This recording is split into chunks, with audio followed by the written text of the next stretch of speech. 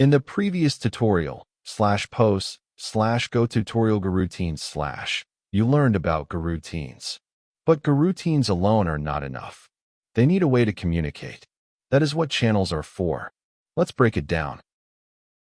Unbuffered channels. The channel we just created is unbuffered.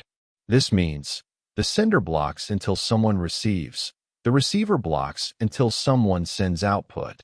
The Goroutine sends 42 and blocks. After 500 milliseconds, main receives it, and both continue. Buffered channels. A buffered channel has a capacity.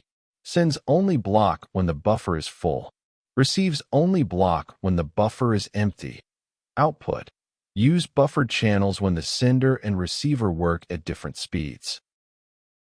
Channel direction. You can restrict a channel to send only or receive only in function signatures. This makes your code safer. Output. 3 channel types. Chon int, bidirectional, send and receive. Chon int, send only. Chon int, receive only. Go converts bidirectional channels to directional ones automatically. This is a compile time safety feature. Closing channels. Close a channel to signal that no more values will be sent. Output. Rules for closing channels. Only the sender should close a channel. Sending on a closed channel causes a panic. Receiving from a closed channel returns the 0 value immediately. Range over a channel stops when the channel is closed. Deadlocks. A deadlock happens when Goroutines are waiting for each other and none can proceed.